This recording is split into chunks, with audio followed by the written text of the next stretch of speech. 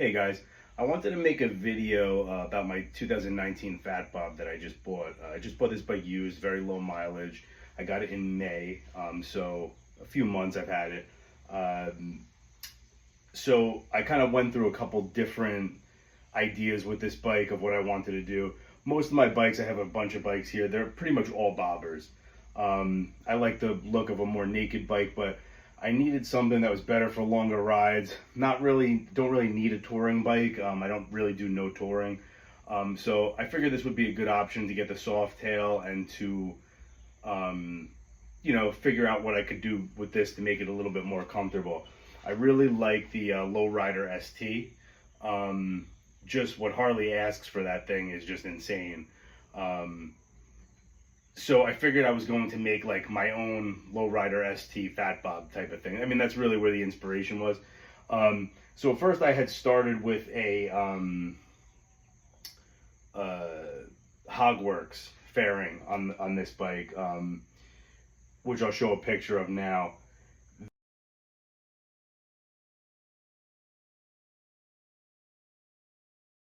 It came color matched. The color was close, not perfect, but it was pretty good.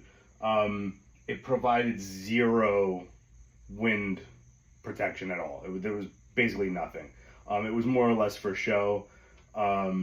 Maybe if you get a little bit up to like 50 miles an hour, but that would be about it. Once you're on the highway, there's really no difference.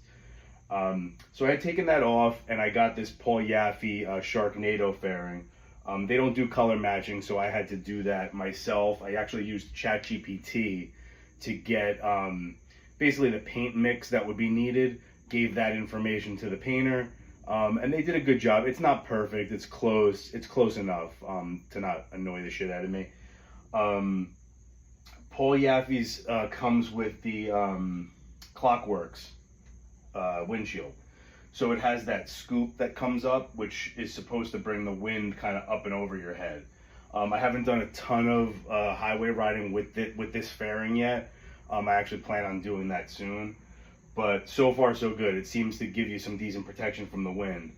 Another couple cool things about this is that they give you an option for these LED lights, which I'll turn on. So you could see these LED lights that I'm pointing at here. That's something that get integrated into their fairing. They're pretty bright, they look good, you could see them in the daytime, but what's nice is I was able to clean up my handlebars and get rid of the OEM signal lights that are mounted to the handlebars. So now these act as signals as well.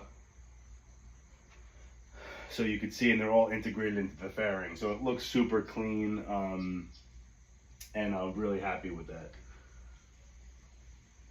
The next thing are these Harley OEM, I forget what they call them. They're kind of like a more narrow mirror, and they really give it a good look, and I feel like they go great with the fairing, in my personal opinion.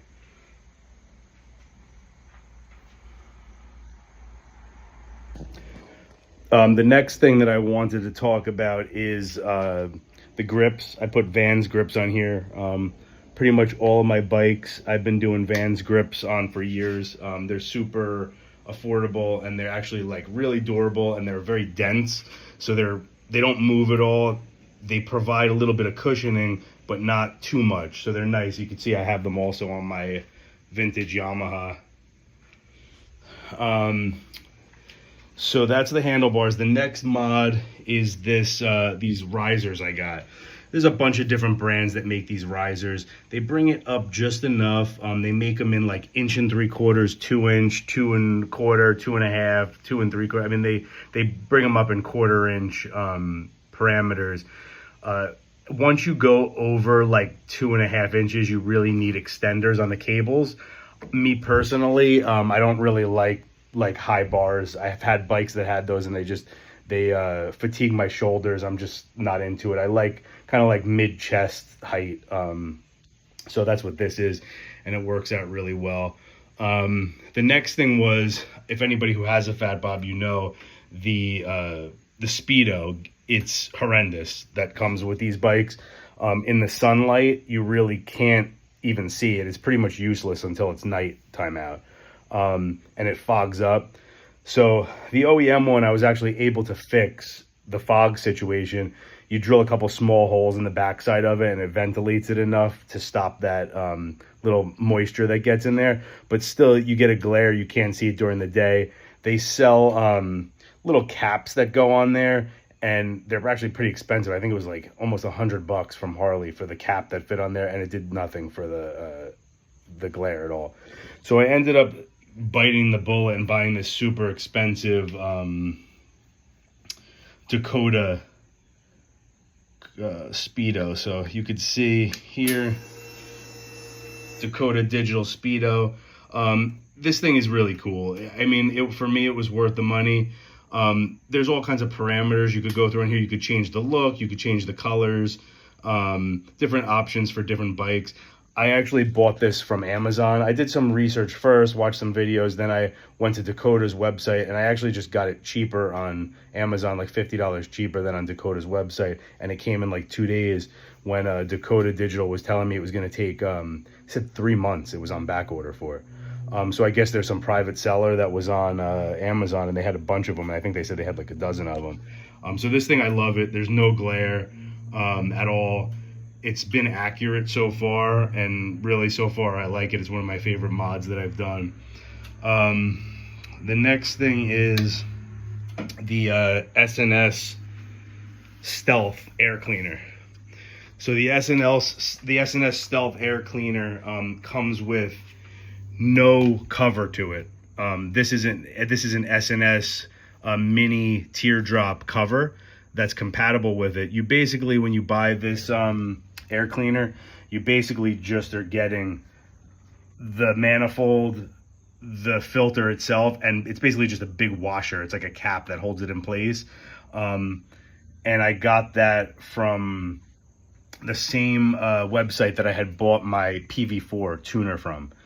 So it's tuned, you know, they gave me a tune for this with the air cleaner, and so far that's been great. When I first got the bike, it smelled like a little rich. The bike kind of had like a sweet kind of smell to it, and this has since, whether the exhaust had like a sweet smell to it, that has since been corrected by the tuner, and the bike just runs awesome. You just get a ton of, this bike has a ton of torque already, but you get a little extra punch out of it with the tuner, which is nice.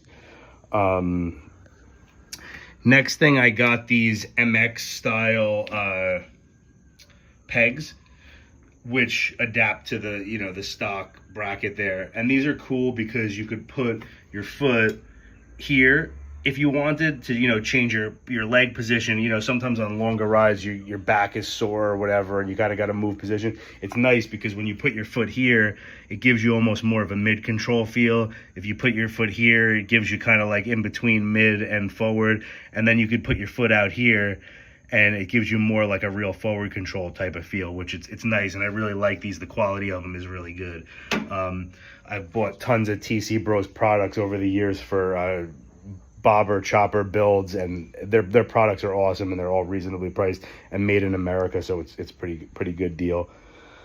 And then I got this Corbin seat. Now this is the Corbin, the wall seat. I've had 3 seats on this bike so far since I've had it. I bought a couple of them used, and then I just sold them back on Marketplace. This one I bought new from Corbin. I ordered it exactly the way I wanted it. I ended up having to ship it back to them because there was a fitment and a quality issue, but they corrected it. It was kind of a pain, to be honest. But the final product, it ends up being nice. This big scoop in the back really gives your back support, which is pretty awesome, and I need it. So really liking this seat so far. Again, that's the Corbin, the wall. They call it the wall. And then the last couple mods I have here are this integrated LED taillight that goes under the fender. So it gives it a super clean look. I'm going to turn it on. Gives it a super clean look, and also acts as a blinker as well. So if we put the one of the signal lights on, go to the right, you see it blinking. So it's a 3-in-1. So that's pretty sweet, and it cleans up the look. But the reason why I got it, the most important part, was I needed some sort of bags. Now, I've had all kinds of bags on here. I've had soft bags, I've had canvas bags, I've had leather ones. I've all taken them all, returned all of them off. So I ended up going with these Viking Baldur bags. They're kind of like a universal fit. If you go on their website, I don't think they say that they're compatible with Fat Bob's, but I just made it fit. It wasn't really a big deal. So what you do is the stock bike comes with the two OEM tail lights that sit over here. You get rid of those, rewire it. The wiring's all right under the seat, so it's not really that much work. Put this light in, license plate bracket, which was hanging off of the tail light, which I never liked. So it relocates the license plate here. And then that gives you room for the bags. So pretty happy with these bags. There's tons of storage. I think they look pretty good. Now you can see these little button lights here. These are Paul Yaffe lights. The same lights that go on the fairing. So we got these button lights that are in here, and I wired those directly to under the seat as well. So now those are also 3-in-1. They work along with the signal lights as well. So all in all, that's what you got. I figured I would make this video because, like I said, I spent a few months buying and returning stuff, and I figured if anybody else liked that kind of look of a, you know, like a sport touring kind of look that's popular now, if this video helps anybody guide them to that, I mean, that's what I was going for. I think, you know, for my liking, I think it came out nice, and I got, you know, a lot more years to now enjoy this bike. So thanks for watching.